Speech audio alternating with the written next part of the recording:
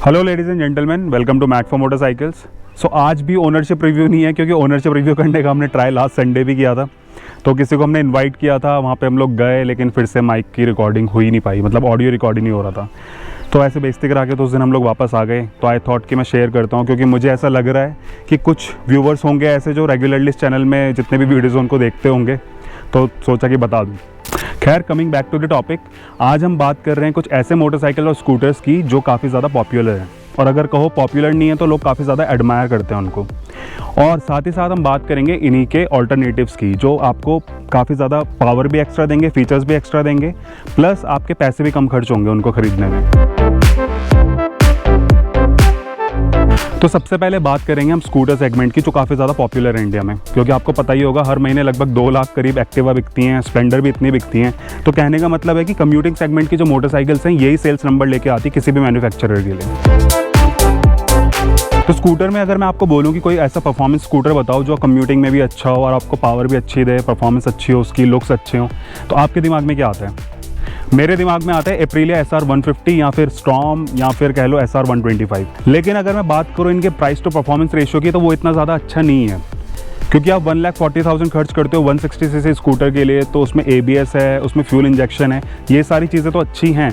लेकिन अगर आपका पर्पज़ है कि आपको एक स्कूटर ऐसा चाहिए जो थोड़ा ज़्यादा यूटिलिटेरियन हो और आपको ज़्यादा फंक्शनैलिटी दे वो आपकी डेली कम्यूट में और बाकी जो भी हमारे काम पड़ते हैं डेली में, तो वो स्कूटर इतना ज़्यादा अच्छा नहीं है। मैं पर्सनली यूज़ करता था स्कूटर को अभी 1 हफ्ते पहले तक, तो मैं बताता हूँ कि इसमें प्रॉब्लम्स क्या होती हैं। स्कूटर की टॉप स्पीड बहुत अच्छी है, जितना फ्रीली, जितना स्ट्रेस फ्री वो क्रूज़ करता है 80-90 पे, उतना अभी इंडिया में कोई भी ऐसा स्कूटर नहीं है इस सेगमेंट में जो उतने अच्छे परफॉर्मेंस देता हो। लेकिन प्रॉब्लम आती है उसके फुटबोर्ड में। उसके फुटबोर्ड का स्पेस भी काफ़ी ज़्यादा कम है। इवन जब आप अपने पैर रखोगे तो उसके साथ आप कुछ भी सामान नहीं रख सकते हो उस पर, क्योंकि मैं ऐसा सोच रहा हूँ कि अगर आप स्कूटर खरीद रहे हो तो इसका मतलब आप प्रैक्टिकलिटी दिमाग में लेके चल रहे हो, क्योंकि अगर आपके प्रैक्टिकलिटी दिमाग में नहीं है तो 1,40,000 में आपको अच्छी मोटरसाइकिल्स मिल जाएंगी जिनकी परफॉर्मेंस काफ़ी ज़्यादा अच्छी है। उस स्कूटर की जो दूसरी प्रॉब्लम है वो ये है कि उसका इनिशियल बिल्कुल नहीं है। तो आप कोई भी एप्रिलिया का प्रोडक्ट ले लो, चाहे वो 125 हो या 160 हो, उनमें इनिशियल पावर है ही नहीं। तो अगर आप किसी हिली एरिया में रहते हैं या फिर आप किसी लोड में ले उस स्कूटर को चलाएंगे, तो इनिशियली जो गाड़ी को मूवमेंट में लाने के लिए जो पावर चाहिए होती है ना, वो स्कूटर में थोड़ी मिसिंग है, क्योंकि वो फोकस्ड है हाई स्पीड के लिए। उसका मिड रेंज अच्छा है, उसकी जो हाई एंड है स्पीड वो भी अच्छी है, लेकिन इनिशियली वो बहुत ज़्यादा दिक्कत करता है। थर्ड जो इसकी प्रॉब्लम है वो ये है कि इसका डीलरशिप नेटवर्क काफ़ी छोटा है, तो हर सिटीज़ में आपको इसका डीलरशिप नहीं मिलेगा। प्लस जो डीलरशिप हैं उनकी हालत थोड़ी ऐसे से ही है। अगर आप फॉर एन एग्जांपल में बात करूं देहरादून की, तो मैंने नवंबर में रेयर व्यू मिरर का एक ऑर्डर डलवाया था और आज फरवरी हो गया है। मैंने कंप्लेंट भी डाल दिया, सब कुछ कर दिया है, लेकिन अभी तक वो मिरर वहाँ पहुँचा नहीं है।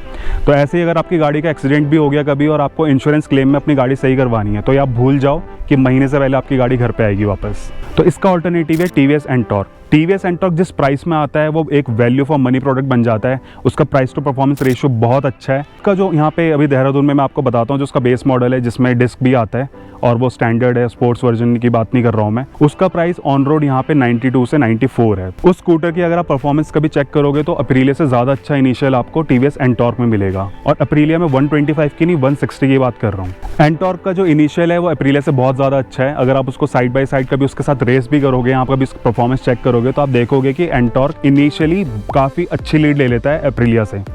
अप्रिलिया की परफॉर्मेंस कहाँ पे आती है? जब आप टॉप स्पीड पे क्रूज़ कर रहे होंगे तब आपको पता चलेगा कि अप्रिलिया अब फ्री चलने लग गया है और अप्रिलिया अपने अब पावर मोड में आ चुका है। अप्रिलिया की टॉप स्पीड बहुत अच्छी रहेगी। तो ये अब आपको डिसाइड करना है कि आप हाईवे पे ज़्यादा ट्रैवल करते हो या फिर आपका सिटीज़ में कम्यूट है या फिर आप किसी हिली एरिया में रहते हो, क्योंकि अगर आपको सिटीज़ और ओवरऑल परफॉर्मेंस चाहिए किसी स्कूटर में बिना ज़्यादा पैसे खर्च करें, तो TVS Ntorq is a better choice. Aprilia के साथ आपको काफ़ी सारी प्रॉब्लम्स भी आएंगी और personally I don't recommend Aprilia to anyone. तो अब जो एक 125 cc सेगमेंट में मोटरसाइकिल आई है जो काफ़ी रेवोल्यूशनरी प्रोडक्ट रहा है इंडियन मार्केट में, वो है KTM की RC 125 और ड्यूक 125। तो इनिशियली जब ये लॉन्च हुए थे ये इतने ज़्यादा कॉस्टली नहीं हुआ करते थे, इतने ज़्यादा एक्सपेंसिव नहीं थे, लेकिन अभी over the period of time ये काफ़ी ज़्यादा महंगे हो चुके हैं। अब आपको इसमें लुक्स भी बहुत अच्छे मिल जाएंगे। आपको शायद KTM अगर बहुत ज़्यादा पसंद होगी, KTM के शार्प एजेस वगैरह और सब, और उनका फ्लैम्बॉयंट कलर, तो फिर आपके लिए कोई चॉइस नहीं बचती है। लेकिन if you are really looking for a performance motorcycle then you should not go for KTM RC 125 और ड्यूक 125। प्रॉब्लम ये है कि उसके लुक्स बहुत अच्छे हैं, आपको देखने से भी बहुत एग्रेसिव लगेगी, आपको लगता है कि फील बहुत अच्छी आएगी इसमें चलाने में। सो KTM की कोई भी 125 अगर आप चलाओगे तो आपको लगेगा कि it's all show no play, क्योंकि लुक्स अच्छे मिल जाएंगे, आपको सब कुछ मिल जाएगा, लेकिन चलाने में तो आपको फील आता है ना। तो आपको राइडिंग पोजीशन वगैरह तो सब कुछ मिल जाएगी, लेकिन when you will press the throttle you will feel that the power is not there. अगर आप सोच रहे हो कि USD है उसमें और उसके लुक्स अच्छे हैं और यही चीज़ आपके अगर जितनी भी आपके एक्सपेक्टेशंस हैं उनको करती है ये फुलफिल, तो फिर KTM आप ले सकते हो।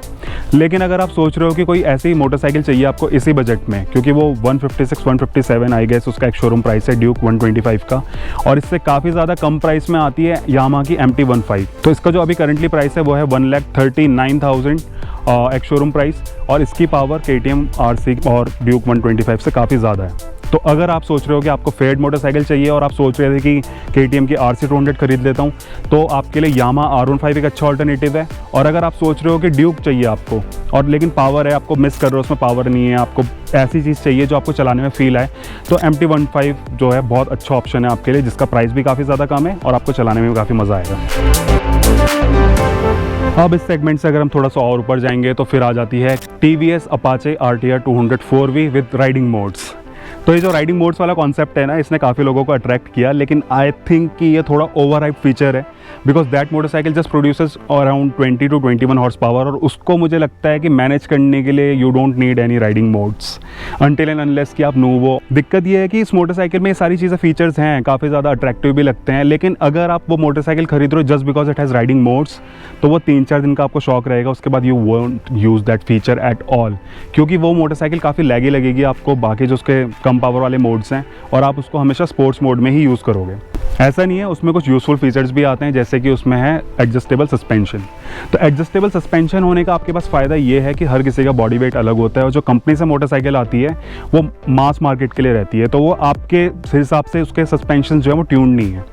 उसमें आपको ये फ्लेक्सिबिलिटी मिलती है कि आप अपने वेट के अकॉर्डिंग उसको ट्यून कर सकते हो, तो मोटरसाइकिल आपको ऑप्टिमम परफॉर्मेंस देगी in terms of suspension and damping. उस मोटरसाइकिल में जो एक और एडिशनल फीचर जो अच्छा है 200cc सेगमेंट में, वो ये है कि उसमें ड्यूल चैनल ABS है। अभी हम बहुत प्रीमियम मोटरसाइकिल की बात नहीं कर रहे हैं 200 में, क्योंकि ड्यूक 200 में ड्यूल चैनल ABS आता है। मैं बात कर रहा हूँ थोड़े एंट्री लेवल 200 मोटरसाइकिल्स की, जैसे कि अपाचे 200 हो गई आपकी, इसमें हॉर्नेट को भी ला सकते हैं 180, क्योंकि उसका प्राइस काफ़ी इसका सिमिलर ही है, और एक हो गई बजाज की NS 200, बजाज पल्सर NS 200, जिसमें पावर काफ़ी ज़्यादा अच्छी है, टेक्नोलॉजी भी न्यू है। TVS Apache RTR 200 में आपको मिलता है एयर कूल्ड इंजन, और जहाँ की आपको NS में मिलता है लिक्विड कूल्ड इंजन, तो उसमें रेडिएटर वगैरह वाला सब कुछ सिस्टम है जो बेटर कूलिंग के लिए होता है, प्लस उसमें गेयर्स जो हैं वो 6 हैं। अपाचे RTR 200 को भी आप हाई स्पीड में चलाओगे तो आपको लगेगा कि उसका RPM काफ़ी ज़्यादा खींचे हुए रहते हैं हमेशा, जो कि NS 200 में बिल्कुल भी नहीं होता, just because it has that 6th gear. लेकिन अगर आप सोच रहे हो कि आपको चाहिए परफॉर्मेंस और आपको इन सब चीज़ों से कोई मतलब नहीं है, तो पल्सर NS 200 जो है वो बहुत अच्छा ऑप्शन है, क्योंकि उसका प्राइस भी ऑलमोस्ट सिमिलर ही है, और आई गेस 1-2 हज़ार रुपये सस्ती ना हो NS 200, बस उसमें ड्यूल चैनल ABS नहीं है, बाकी चीज़ें उसमें इससे बेटर लगती हैं, ऐसा मुझे लगता है। तो अभी 350cc सेगमेंट में भी 2 मोटरसाइकिल्स लॉन्च हुए हैं रिसेंटली, दोनों ही नए प्रोडक्ट्स हैं, एक आता है होंडा की तरफ से और एक है रॉयल एनफील्ड की तरफ से। तो रॉयल एनफील्ड ने लॉन्च किया मीटियोर 350 और होंडा ने लॉन्च किया CB 350 हाइनेस। अब लोग इसमें ना थोड़ा फैन बॉयज़ वाला लोगों का कंपटीशन आ गया, कोई कह रहा होंडा ने सही प्रोडक्ट निकाल दिया है, कोई कह रहा मीटियोर अच्छी है, मीटियोर ही लेनी चाहिए। लेकिन दोनों मोटरसाइकिल का जो ऑलमोस्ट आपको लगता है कि इंजन उसकी डिस्प्लेसमेंट सेम है, पावर आउटपुट लगभग सिमिलर ही है, क्योंकि अभी क्या है जितने भी अभी रिव्यूज़ आ रहे हैं, जो भी लोग हैं वो इन दोनों मोटरसाइकिल को बहुत कंपेयर कर रहे हैं, तो लोगों को थोड़ा थोड़ा ऐसा हो चुका है कि मोटरसाइकिल सिमिलर ही है ये, जबकि रियलिटी में जो मीटियोर 350 है वो एक क्रूज़र टाइप मोटरसाइकिल है, पूरा प्योर क्रूज़र तो आई डोंट थिंक वो है, सूडो क्रूज़र कह लो। तो उसकी जो राइडिंग डायनेमिक्स हैं उसमें हैंडल बार आपका ऊपर है, उसके जो फुट पैक्स हैं वो फ्रंट साइड हैं, तो उसमें अगर आपको लगता है कि इस टाइप की मोटरसाइकिल आपको चाहिए, और इस टाइप की मोटरसाइकिल जनरली लॉन्ग टूर्स के लिए लोग काफ़ी कंफर्टेबल बताते हैं, और वो एक्चुअली होती भी हैं। सो मीटियोर जो है वो सिटी राइडिंग के लिए भी सही है, आप उससे कम्यूट भी कर सकते हो, वीकेंड के लिए भी घूम सकते हो, आप उसमें वीकेंड राइड्स में जा सकते हो, लॉन्ग राइड्स भी कर सकते हो। जब हाइनेस की बात करें तो हाइनेस एक स्टैंडर्ड मोटरसाइकिल है, आप उसको चला सकते हो, उसमें मॉडर्न टेक्नोलॉजी है, उसका power to weight ratio Meteor से अच्छा है, क्योंकि वो मीटियोर से ऑलमोस्ट 10 kg लाइट है, तो उसमें आपको परफॉर्मेंस भी अच्छी मिलेगी। CB350 में आपको ब्लूटूथ कनेक्टेड जो इंस्ट्रूमेंट कंसोल मिलता है उसमें ट्रैक्शन कंट्रोल भी है, पर ट्रैक्शन कंट्रोल को आप बिल्कुल ऐसे माइंड में मत रखना कि ट्रैक्शन कंट्रोल है इसलिए मैं CB350 खरीदूंगा और उसमें ब्लूटूथ कनेक्टेड कंसोल है। जो उसका ब्लूटूथ इनेबल्ड इंस्ट्रूमेंट कंसोल है उसके लिए you will need Bluetooth headphone जो आपका हेलमेट में कनेक्ट होता है, उसी के बाद ही आप उसमें टर्न बाय टर्न नेविगेशन के उसके जो है अलर्ट्स सुन सकते हो। जो उसमें ट्रैक्शन कंट्रोल है वो आपका डिसीजन चेंज करने वाला मुझे लगता नहीं है कि कोई पॉइंट है। आप पहले देखो कि आपको क्या पसंद है, उसके बाद अगर वो आपको ट्रैक्शन कंट्रोल मिल रहा है उसी मोटरसाइकिल में जो आपको चाहिए तो वो एक एड ऑन है, और एडिशनली अगर कुछ फ्री में आ रहा है तो क्या प्रॉब्लम है उसमें। रॉयल एनफील्ड की जो मीटियोर 350 है उसमें भी एक यूनिक फीचर है, वो है उसका ट्रिपर नेविगेशन। तो ट्रिपर नेविगेशन बहुत ज़्यादा हैंडी है अगर आप उसको कभी लॉन्ग रूट पर लेके जाओगे। यहाँ कम्यूट में भी प्रॉब्लम हो जाती है, कभी ट्रैफिक मिलता है आपको कुछ मिलता है, तो आप उसकी ऐप से अपना फ़ोन कनेक्ट करोगे तो वो आपको टर्न बाय टर्न नेविगेशन उस स्क्रीन में आता है।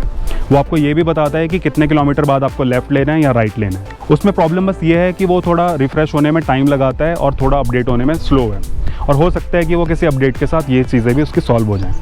लेकिन आपको यहाँ पे सोच के खुद खरीदनी है मोटरसाइकिल कि आपको किस टाइप की मोटरसाइकिल की डायनेमिक्स पसंद है और कौन सा मोटरसाइकिल आपके पर्पस को फुलफिल कर रही है, instead of just going crazy कि आपको होंडा पसंद है या फिर आपको रॉयल एनफील्ड पसंद है।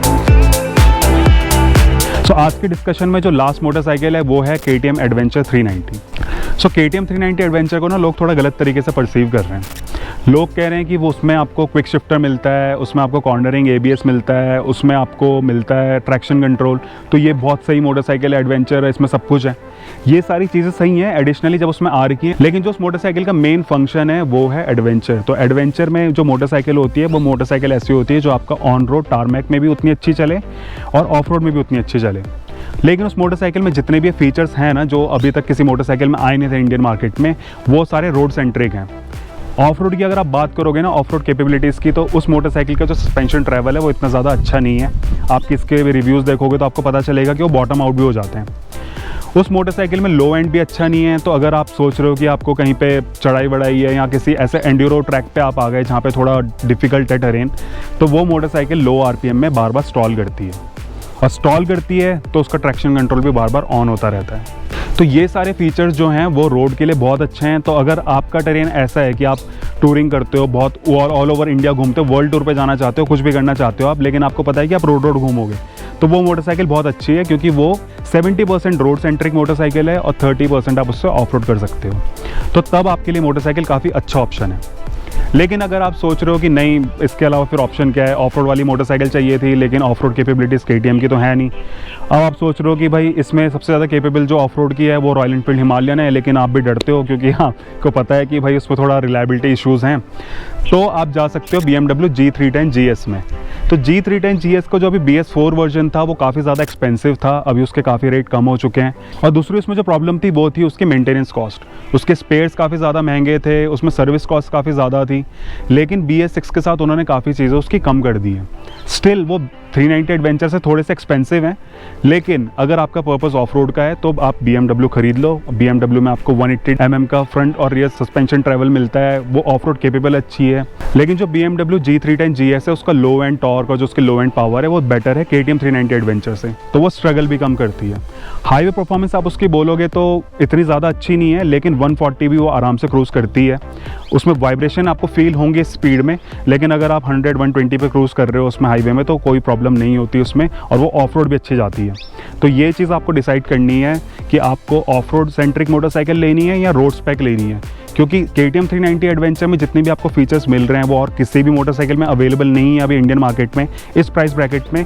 लेकिन वो मोटरसाइकिल थोड़ा रोड सेंट्रिक ज़्यादा है, तो आप उसको कह सकते हो कि सॉफ्ट रोडर है, वो प्रॉपर एडवेंचर मोटरसाइकिल नहीं है। लेकिन अगर आप सोच रहे हो कि आपको ट्रेल्स पे जाना है, आप थोड़ा चाहते हो कि आपको वो ऑफ रोड एडवेंचर वाली वाइब आए, तो BMW G310 GS एक अच्छी चॉइस है।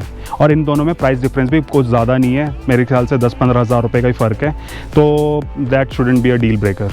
तो यही सारे वो टू व्हीलर्स हैं जो काफ़ी ज़्यादा पॉपुलर हैं, लोग इनको एडमायर भी बहुत ज़्यादा करते हैं, और लोगों को लगता है कि इनका ऑल्टरनेटिव जो है वो इससे थोड़ा नीचे है, पर ऐसा नहीं है। अगर आप अपना पर्पस देखोगे तो आपको हो सकता है कि काफ़ी सारे आपके पैसे बच जाएंगे और आप एक अच्छा प्रोडक्ट खरीद पाओगे। तो ये जो आजकल हाइप बन जाती है ना किसी भी ऐसे नए फीचर की और नया प्रोडक्ट आया है ये वो, इससे हट के आपको खुद सोचना है कि आपका पर्पस क्या है, उसके बाद ही आपको अपने किसी मोटरसाइकिल या स्कूटर में पैसे खर्च करने हैं। तो अगर आपको ये वीडियो हेल्पफुल लगा है तो आप इसको लाइक कर सकते हैं, या फिर अगर आप ये शेयर करना चाहते हैं किसी अपने फ्रेंड से जो इन्हीं मोटरसाइकिल्स के बीच में कंफ्यूज्ड है और वो थोड़ा इसमें डिलेमा में है कि ये मोटरसाइकिल खरीदूं या ये खरीदूं, उसमें प्राइस और परफॉर्मेंस का कितना डिफरेंस रहेगा, तो आप शेयर कर सकते हैं उनसे वीडियो। और आप कमेंट भी कर सकते हैं अगर आपको लगता है कि इन मोटरसाइकिल्स के अलावा भी आपको किसी और मोटरसाइकिल में कन्फ्यूजन है, तो हम उसके ऊपर भी एक वीडियो बना सकते हैं फिर। And subscribe this channel for more motorcycle content, क्योंकि ऐसे ही वीडियोज़ हर संडे आते रहेंगे शाम को 7 बजे। So I will catch you in the next one. Till then, peace out. आवाज़ ही नहीं आई।